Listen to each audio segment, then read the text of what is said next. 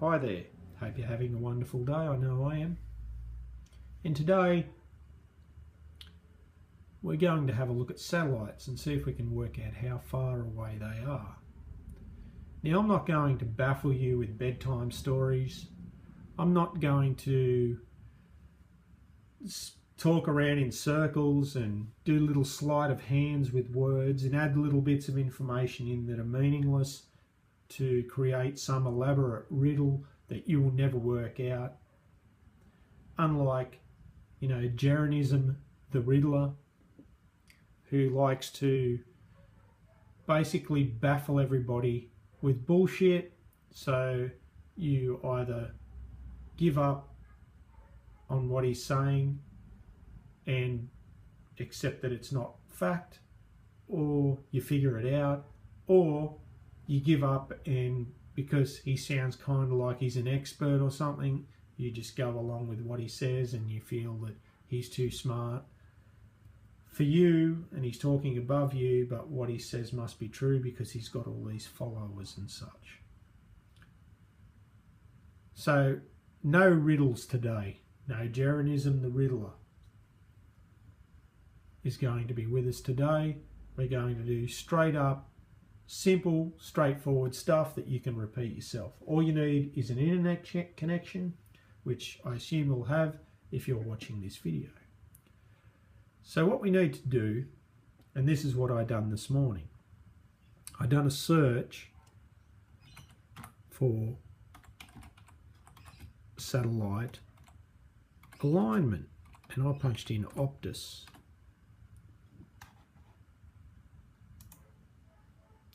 And it come up with Aligned Satellite Dish Optus C1, which will do me, okay?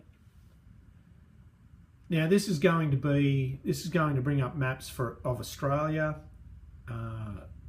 and I'm going to work with that because that's where I live, and I know that this information is correct, and I can verify this information, and I have verified this information to be true, to be fact, and that's what you need to do in your own country. Don't just sit there in your bedroom bagging out, every piece of information that somebody feeds you because it doesn't go along with your flat earth belief. Test it out. I urge you to test it out. So anyway, let's have a look at the first site here, and the information that I'm going to go off has actually been put up for travellers who travel around Australia, especially the older travellers. A lot of retirees travel around Australia, and they use satellite TV so that they can watch programming, because often they're in arid locations in the middle of nowhere where there's no other services and whatnot, sometimes not even mobile phone signal. And this information needs to be accurate for them to actually use the satellite TV service. So there we have a guy with a dish, a guy with a solar panel and his dish set up, and just some more information that shows some of the satellites that are up there. If we go down here, this is where it gets interesting. Here we have the map that I'm primarily going to be interested in, although this one has a little too much detail on there and is not clear enough. So there's another one on another site, and if you look at it, it's going to be identical. The point that I'm going to use is a point just here on this 35-degree line, and the other one is going to be a point just here that's on the 55-degree line, which this is the elevation map. So this tells you at what angle level to the ground you need to have your dish pointing in an upward manner. So over here it would be 35 degrees from level, and over here it will be 65 degrees from level horizontal, that is. This one is the angle as far as the compass is concerned, It's the direction. So here it's 5 degrees east of north, and over here it's 70 degrees east of north. Okay, but this isn't the one I want to use because it's not clear enough for me. So I'm going to this one here. Let's see if I can zoom this in a bit.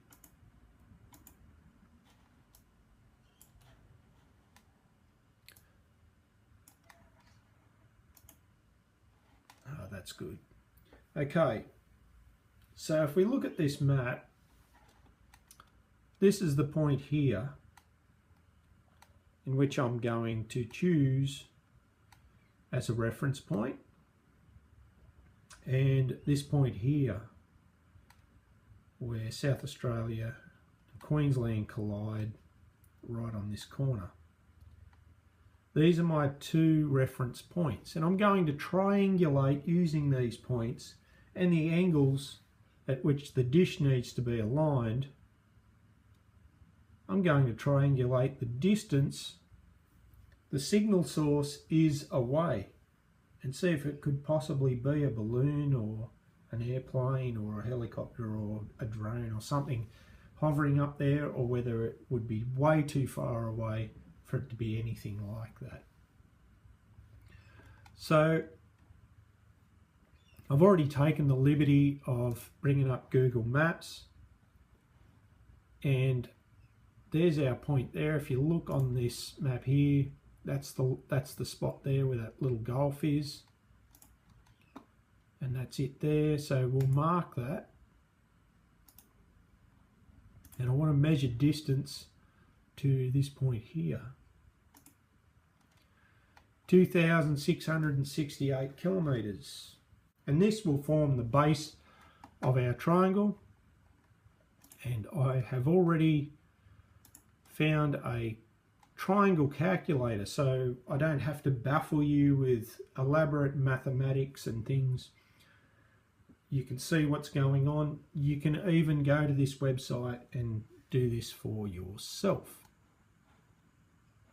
So the line across the ground between that point in Western Australia and that border of South Australia and Queensland will be this line across here. So that's 2,668. So we'll put 2,668 in there. The next thing we'll want to work out is this angle at the top here. The angle difference between point A and point B, which is point A and point B. So point A is 35 degrees, point B is 55 degrees, and this is the angle at which our dish needs to be pointed and the angle by which the signal is coming back to Earth. So 55 minus 35. And I need the calculator wherever the calculator is. There it is. So 55 minus 35 is 20. So that's our angle up there, 20 degrees. I don't know why that's got 12 in it. Okay, the next thing we can do is add angle A in, which is 35 degrees. If we go back here, yeah, 35 degrees, if we follow that line. So that's the angle by which the signal hits the ground here from our signal source. So we can put 35 in there. Now, we've probably got enough information on there, and if I hit calculate, it will probably work. And it will probably tell me all of this other information, because I know that if I add up all of the internal angles of this triangle, they should add up to 180 degrees. So 20 plus 35 is 55. 180 minus 55 would be 125. But I'll let this gizmo do it. So we're going to find out when I hit this button how far away that signal source is. Okay, there it is up there. So I'll zoom in on that so you can see it a little bit more clearly. So if you look, there's our 35-degree point. That's the one in Western Australia. The angle here says 125 degrees, as I said it would, because this angle is actually obtuse to form the triangle that we had using those signal, using the signal path. It still is 55, but it's on this side of the line, this being the Earth, this line across here. So using this, if we go to our 35-degree point, the distance to our signal source should be 6,389 kilometres. So we'll go and have a look just for reference sake.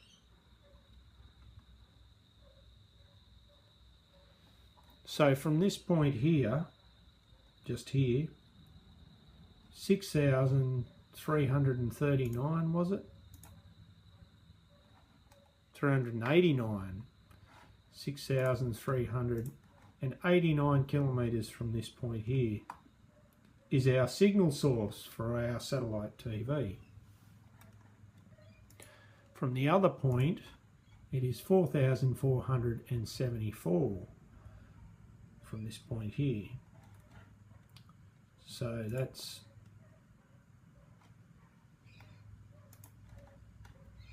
from here, 4,474 in this direction is our signal source. So, based on that, I mean, it's not, you know, we're looking at two angles that are 35 degrees and 55 degrees from the ground, respectively. 6,000, we'll average it out and say it's around 5,000 kilometres away from Central Australia at an angle of about 40 degrees is, or 45 degrees, is our signal source that is claimed to be a satellite, and that flat earthers claim either don't exist at all, which it must because the signal comes from there, and that's how travellers who don't have internet connection get a signal, and they follow the that website that I just showed you, or many others that have the same map, to get signal. That means that signal source is 5,000 kilometres roughly away from Australia. Now that's going to be, even at that angle, 5,000 kilometres is going to be pretty high. You know, I could probably work it out, but I won't. But, you know, 5,000 kilometres at that angle, that's too high for a balloon. It's too high for a drone or something. It's too high for most things, really. It kind of makes the whole satellite thing seem a little bit more plausible. Maybe satellites are real. I mean, I've verified that information. I've verified those angles. You know, if we go back there,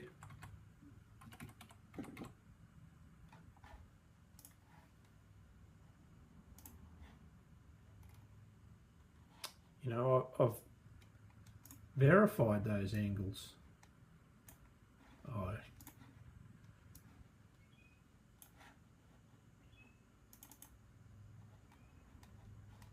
those angles are true. They're not incorrect. So this story that, you know, satellite signal comes from a high mountain or something like that, well, in this case it can't. It's impossible. You know,